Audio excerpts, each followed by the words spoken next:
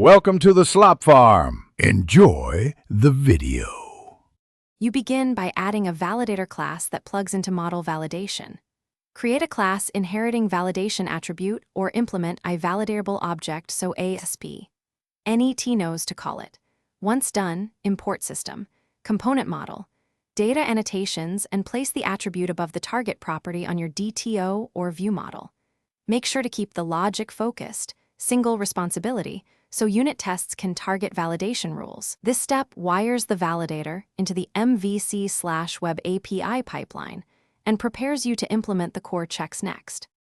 Now implement the core logic. Override is valid, object value for attribute-based validators, or implement enumerable validation result validate, validation context for contextual rules.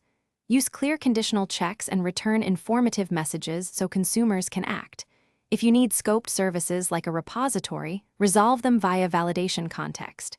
Get service T, but keep queries fast. For controller flows, ensure failing checks add model state errors so the framework presents validation feedback. Once implemented, write unit tests covering edge cases and happy paths. Finish by wiring dependencies. Register services your validator requires in startup or program. CS so validation context can resolve them.